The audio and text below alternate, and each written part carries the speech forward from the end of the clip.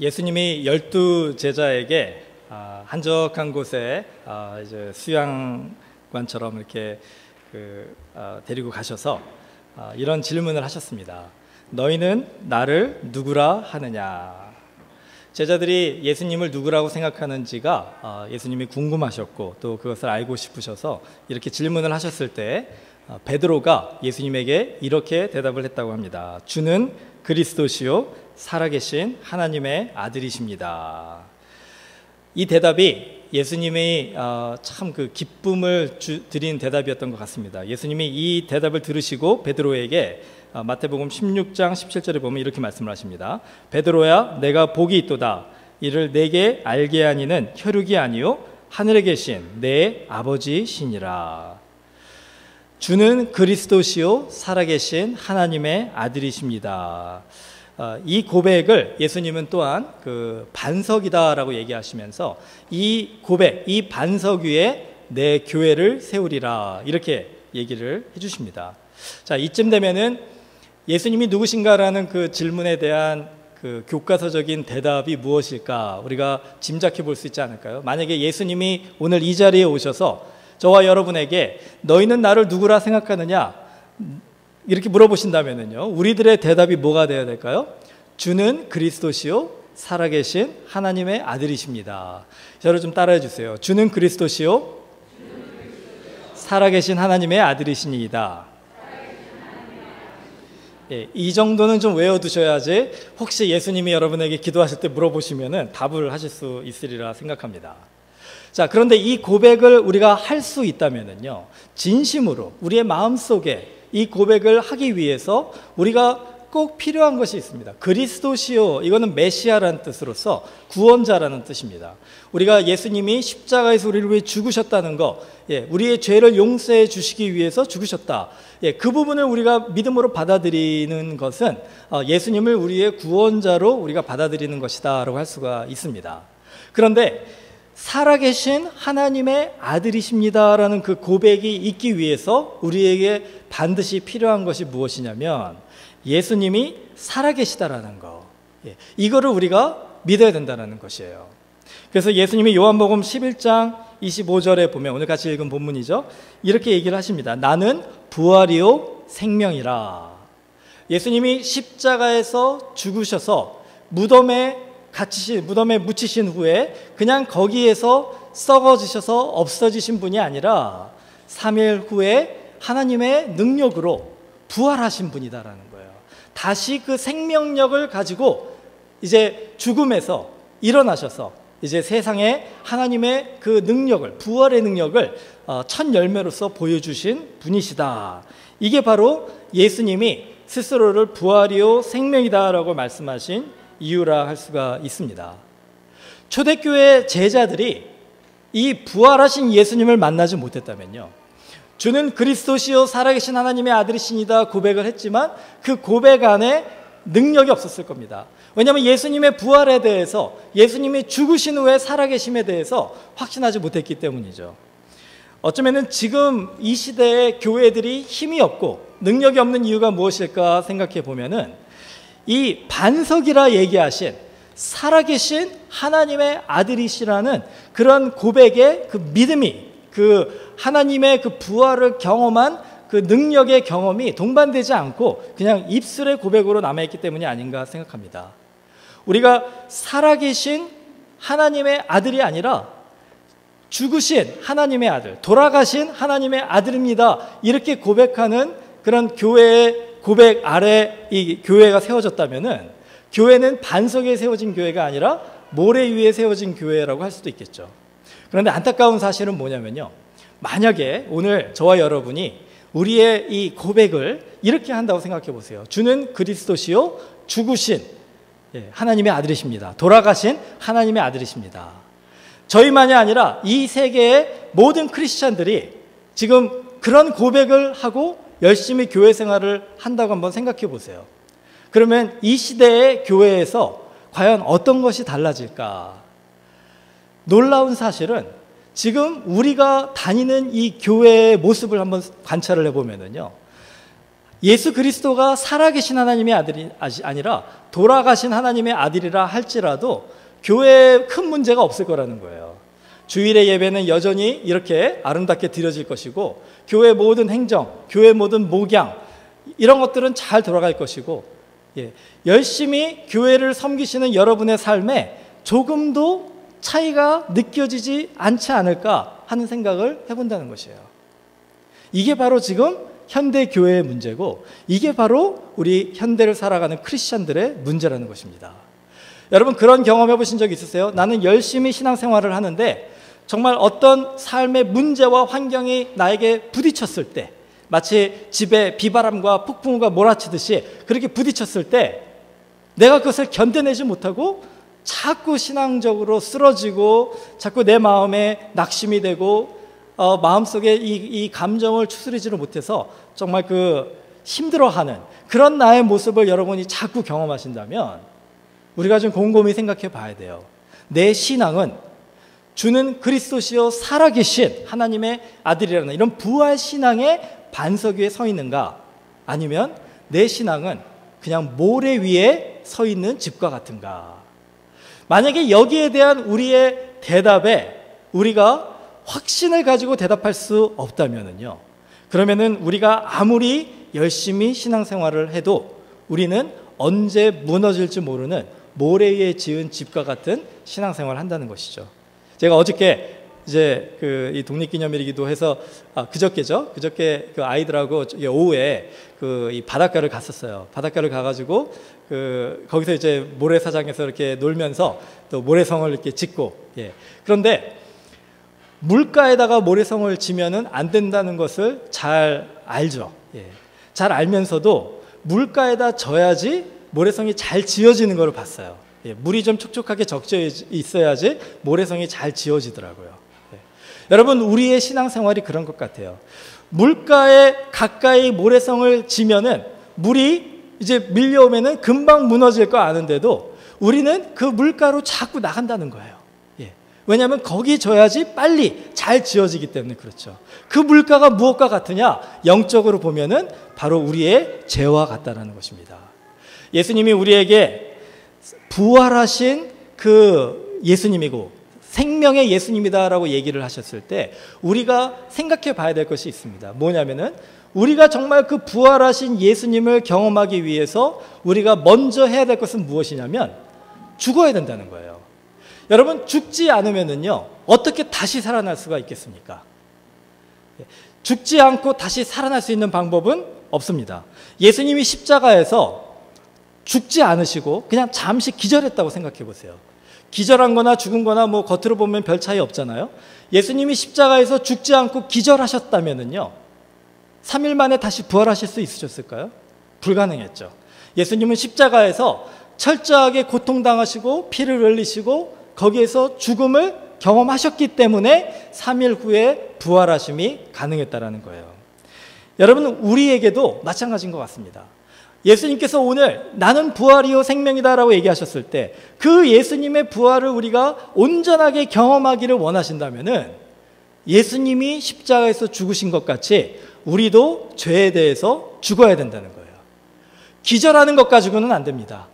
기절을 하는 것 가지고는 우리가 주님의 그 부활을 경험할 수 없기 때문에 철저하게 죽어야 된다는 거예요. 죽은 사람은 말이 없습니다. 말이 없어요. 죽은 사람들이 있는 곳에는 문제도 없죠. 세상에서 가장 평안한 곳이 어딜까요?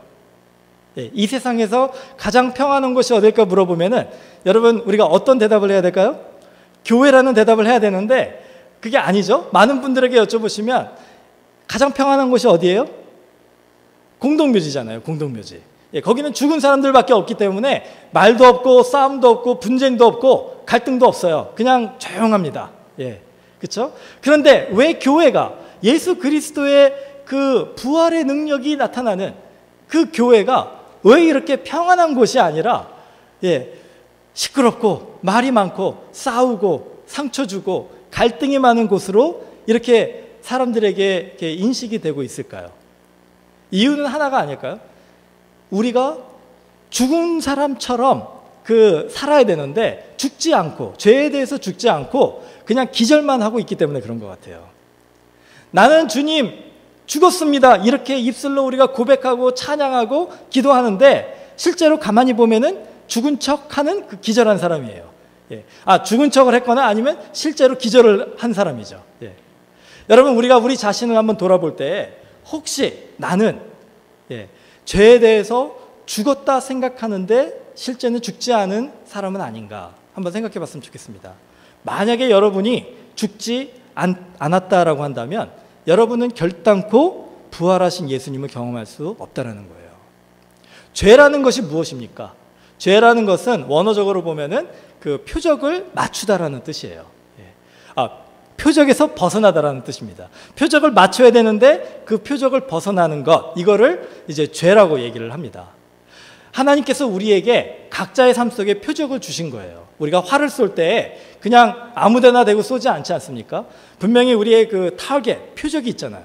하나님이 저와 여러분의 삶 속에 이 표적을 주신 거예요. 하나님이 원하시는 도덕적인 삶의 기준, 하나님이 원하시는 그 우리를 향하신 하나님의 뜻, 이것들이 우리에게 표적인데 우리가 이것들을 듣고 이것들을 바라보면서 살아가야 되는데 우리는 이 죄 때문에 그 표적에서 자꾸 벗어나서 우리가 원하는 대로 활을 쏘면서 살아간다는 것입니다. 하나님께서 그것을 보시면서 안타까워하시겠죠. 그리고 하나님이 우리를 책망하시는데 우리는 그 하나님의 음성이 듣기 싫어서 하나님을 멀리 떠나가려고 하는 그런 우리들의 이 죄악된 모습을 자꾸 보여드린다는 거예요. 여러분, 오늘 우리가 같이 읽은 본문의 말씀을 보면은요, 이 나사로와 마르다와 마리아가 등장을 하지 않습니까? 이 세 사람은 예수님의 절친이었습니다. 그들이 살았던 베단이라는 동네는요, 예루살렘에서 그렇게 멀지 않은 곳이었기 때문에 예수님이 예루살렘을 방문하실 때마다 그 베다니에 가서 그들과 함께 식사하시고 교제하시고 그 집에서 머무셨다고 이렇게 얘기하고 있습니다. 그렇기 때문에 굉장히 친했기 때문에 그 막내 동생 나사로가 이제 병이 들어서 막 죽을 지경이 됐을 때 마리아 마르다가 예수님께 이 메신저를 보낸 거예요. 편지를 보낸 겁니다. 빨리 와서 우리 나사로를 위해서 기도해 주시고 치료해 주십시오. 사랑하는 사람이니까 그들은 아마 예수님이 다 제껴놓고 당장 베다니로 와서 이 나사로를 고쳐주실 거라고 생각했을 것 같습니다. 그런데 예수님은 어떻게 하시냐면 그곳에서 그냥 하시던 일을 계속 하시는 거예요. 하루가 지나고 이틀이 지났는데도 그 자리를 떠나지 않으시는 겁니다. 그리고 이틀이 지난 후에야 이제 우리 나사로에게로 가자 하면서 가셨는데 결국은 나흘이 지난 뒤에 이제 그곳을 도착을 했습니다. 근데 그때는 이미 이 나사로가 죽은 지 나흘이 지난 후였어요. 여러분, 그 상황을 마리아와 마르다가 어떻게 받아들였을까요? 한번 상상해 보시기 바랍니다.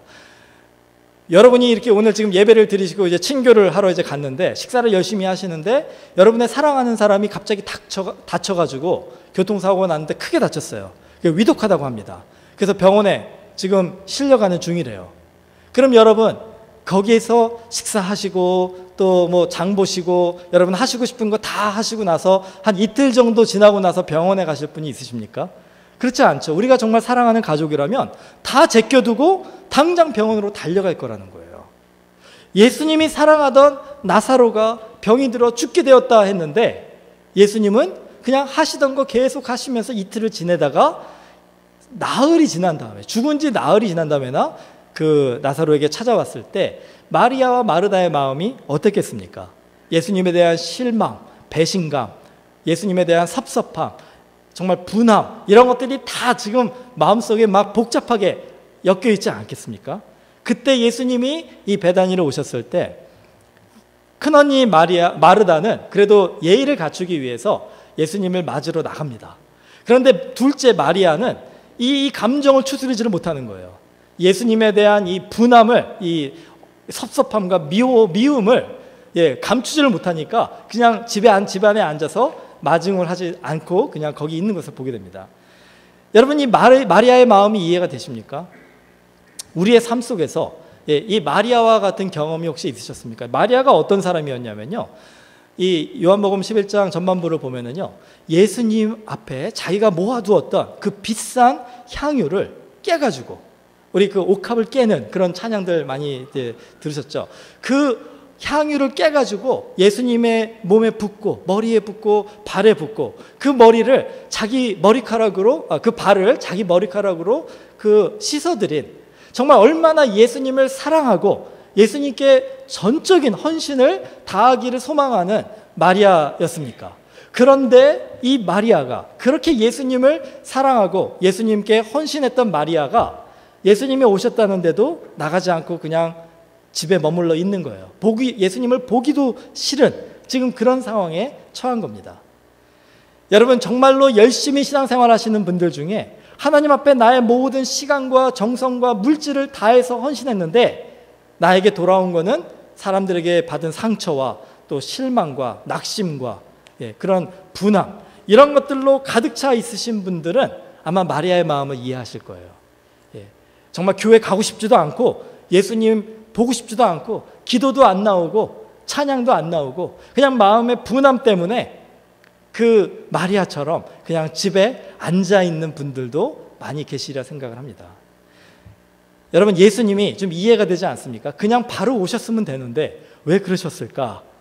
예수님은 이런 마리아를 부르셔서 마르다와 마리아를 앞에 놓고 이렇게 얘기를 하십니다. 얘들아, 무덤에 돌을 옮겨놓으라. 마르다가요, 지금 이제 아마 예수님이 뒷북을 쳐도 지금 한참 치고 계시는구나. 지금쯤 이 나사로의 시체가 다 썩어져서 이제 냄새가 나기 시작할 텐데 지금 돌을 옮겨놓으라니 이게 무슨 말인가? 이 돌을 옮겨놓는다고 나사로가 다시 살아나는 것도 아닌데 하면서 속으로는 예수님에 대한 한심한 마음이 들었겠지만 그래도 예의를 갖춰서 마르다가 이렇게 얘기를 합니다. 주여, 나사로가 죽은 지 나흘이 지났으니 이제 돌을 옮겨놔도 소용이 없다는 거겠죠. 자, 그 상황에서 예수님이 이렇게 얘기를 합니다. 물론 시체가 이제 썩는 냄새가 나고 돌을 옮겨 놓으면은 그렇게 그 냄새가 나겠죠. 그 아마 마르다의 말이 맞는 걸 수도 있어요. 지금 돌을 옮겨 놓으면 그 나사로의 이 부끄러운 모습들, 지금 돌을 그대로 놔두면은 나사로가 죽었는지 살았는지도 모르잖아요. 그 무덤 안에 안 보이니까. 그런데 돌을 옮겨 놓으면은 그 죽은 나사로의 모습, 또 죽은 나사로가 썩어가는 그 냄새, 이런 추한 모습들이 다 드러난다는 거예요. 그러니까 이 동생을 사랑하는 마르다의 마음으로는 그 돌을 옮기지 않고 그냥 감추어 놓고 그 자리에 있게 하고 싶은 마음이 많이 있었을 것입니다. 여러분, 어떻게 보면은 이 무덤의 돌이요, 우리에게 큰 의미가 있는 것 같습니다. 이 돌이 뭘 상징하냐면은 우리의 죄를 우리가 감추려고 하는 그런 노력을 상징한다는 거예요. 여러분, 세상에는 두 종류의 죄인이 있습니다. 첫 번째 종류의 죄인은 내가 죄를 짓는지 모르고 짓는 죄인이에요. 그런 사람들은 소망이 있어요. 왜냐하면 예수 그리스도의 성령이 그에게 임해서 죄가 무언지를 깨닫게 되면 바로 회개하고 주님께로 돌아올 수 있기 때문에 그래요. 두 번째 종류의 죄인들이 문제인데 어떤 종류의 죄인이냐면 내가 죄인이라는 것을 안다는 거예요. 알매도 불구하고 그 죄를 하나님 앞에 나와 회개하고 정말 주님의 은혜로 깨끗함을 받지 않고 그 죄를 자꾸 감추려고 하는 거예요. 그 죄를 자꾸 덮고 사람들이 보지 못하게 만들고 그 위에다가 돌을 놓고 거기다 돌로 감춰가지고 마치 죄가 아닌 죄를 안 짓고 사는 사람처럼 그렇게 우리 자신을 자꾸 포장하려고 하는 그런 죄인이 지금 아주 심각한 문제가 있는 죄인이라는 것입니다. 며칠 전에 제가 한국에서 그 한국 신문을 읽다가 어떤 그 사업하는 분이 100억의 그 횡령을 하고 한 200여 원의 그 돈을 탈세를 했다라는 그런 기사를 봤어요. 순간적으로 저한테 어떤 질문이 들었냐면 혹시 이분 장로님 아니야? 하는 생각이 들더라고요.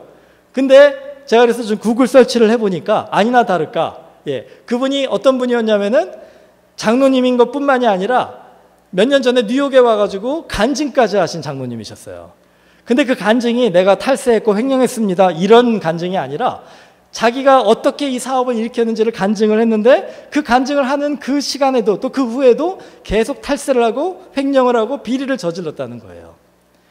여러분, 어떻게 보면은 우리 그 목회자들도 마찬가지고 우리 뭐 장로님들이나 우리 교회 열심히 하는 리더들이 더 문제인 것 같아요.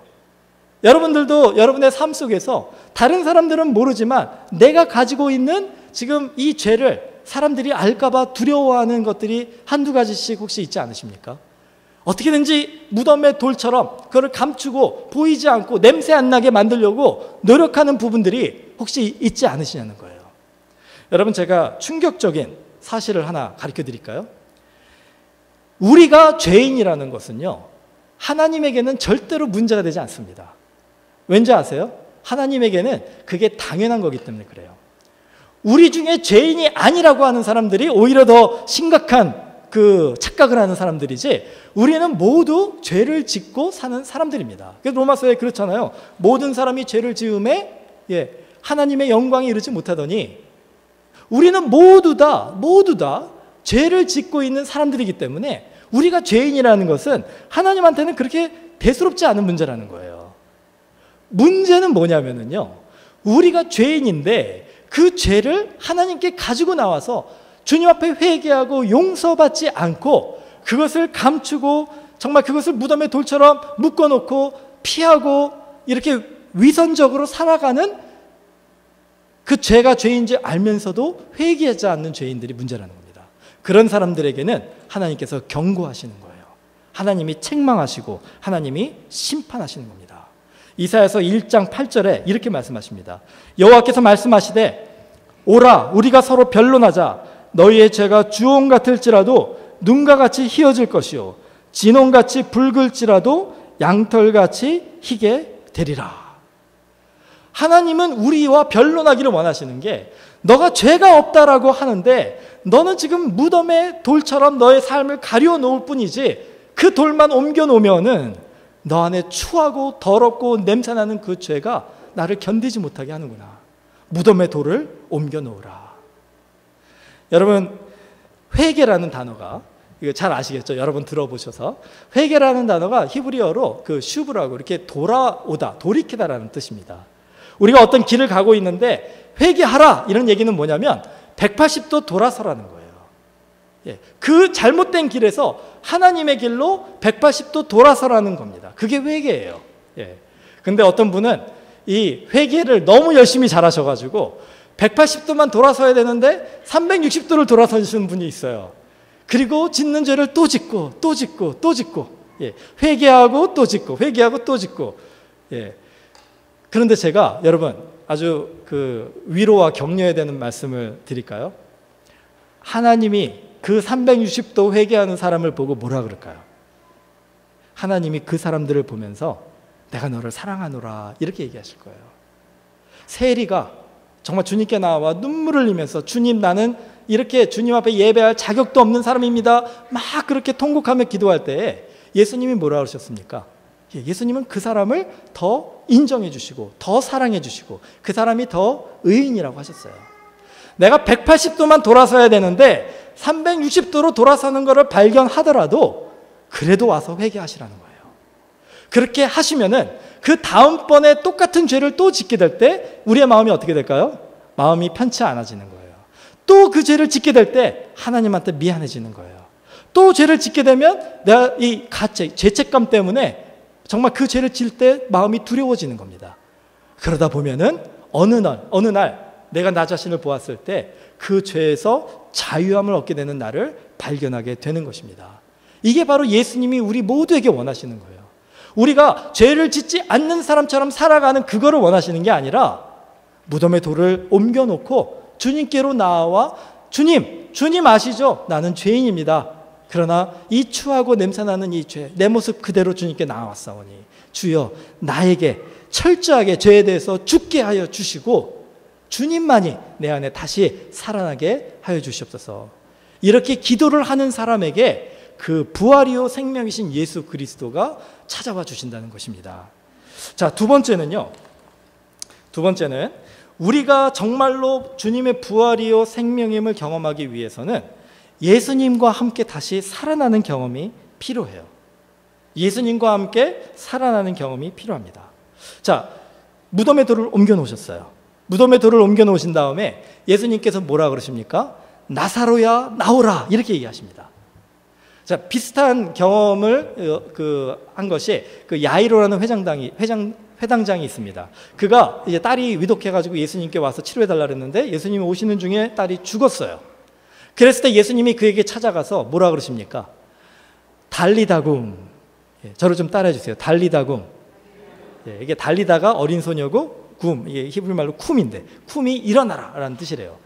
자, 소녀야 일어나라 이런 뜻이에요. 소녀야 일어나라. 저는 이 달리다굼이라는 그 찬양, 여러분 예전에 복음성가 아실지 모르겠는데 그 찬양을 통해서 제가 달리다굼을 이렇게 이해하게 됐거든요. 근데 그 찬양을 부를 때마다 얼마나 은혜가 되는지 몰라요.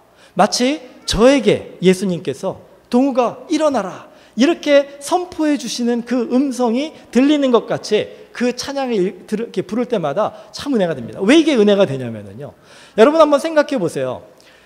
나사로가 지금 죽어 있잖아요. 그렇죠? 죽은 나사로가 걸어서 나올 수가 있습니까? 이 죽은 소녀가 일어날 수가 있습니까? 침대에서 일어날 수가 있습니까? 불가능한 일이죠. 불가능한 일이에요. 그럼에도 불구하고 예수님은 나사로야 나오라라고 얘기를 하셨고 소녀야 일어나라 이렇게 얘기를 하셨다는 거예요. 이게 왜 예수님이 이렇게 얘기하셨을까요? 자, 여기에서 우리가 예수님의 그 마음을 이해해 볼 수가 있습니다. 예수님이 원하셨던 것은 무엇이냐면 나사로에게 생명을 주기를 원하셨고 이 소녀에게 생명을 주기를 원하셨다는 거예요. 그런데 그 생명이 어떻게 다시 그들에게 일어날 수 있느냐면은 주님의 말씀이 선포됨으로써 이루어질 수 있다는 것입니다. 태초에 하나님께서 천지를 어떻게 창조하셨습니까? 말씀으로 창조하셨죠. 요한복음 1장 1절을 보면은 태초에 말씀이 계시니라 이 말씀이 하나님과 함께 계셨으니 이 말씀은 하나님이시니라. 그가 태초에 하나님과 함께 계셨고 만물이 그로 말미암아 지은 바 되었으니 그가 없이는 된 것이 없느니라. 그 안에 생명이 있었으니 이 생명은 사람들의 빛이라. 그 말씀이 선포될 때에 천지가 창조가 되었고 여러분과 저와 같은 우리 인간이 창조가 되었다라는 거예요. 그 말씀이 선포될 때에 죽었던 나사로의 삶 속에 생명이 불어나고 죽었던 그 어린 소녀의 삶에 생명이 불어나는 것입니다. 그래서 예수님께서 말씀을 선포하신 거예요. 나사로야 나오라, 소녀야 일어나라. 그런데 문제는 뭐냐면 우리는 그 말씀의 능력을 의지하고 우리 안에 생명이 일어나기를 소망하고 우리 안에 정말 부활이 경험되기를 소망해야 되는데 우리는 너무 결과적인 거에만 집중한다는 거예요. 나오는 것, 일어나는 것, 이것만, 이 기적 같은 일들만 생각하다가 보니까 정작 우리 안에, 우리 영혼 속에 살아나야 되는 이 죽은 영혼이 살아나지는 않고 자꾸 행위적으로 사람들에게 보여주고자 하는 그런 신앙의 모습들만이 우리 안에 나타난다는 것입니다. 순서가 뒤바뀐 거예요. 먼저 우리의 영혼이 주님 안에서 다시 살아나야지 우리가 무덤에서 나올 수도 있고 우리가 침대에서 일어날 수도 있다는 것입니다. 예수님께서 오늘 저희들에게 물어보십니다. 여러분의 영혼은 안녕하십니까? 한번 물어보고 싶어요. 여러분의 영혼은 지금 죽은 영혼입니까? 아니면 살아난 영혼입니까? 아니면 죽었는데 죽은지를 지금 모르고 있는 영혼입니까? 아니면 살았는데 죽었는 것처럼 이렇게 착각하면서 살고 있는 영혼입니까? 여러분, 만약에 예수님께서 오늘 이렇게 우리들에게 선포하실 때 무덤에서 나오라, 일어나라 하실 때 여러분이 나가야 되는데 나가지지가 않아요. 여러분이 침대에서 일어나야 되는데 일어나지지가 않아요.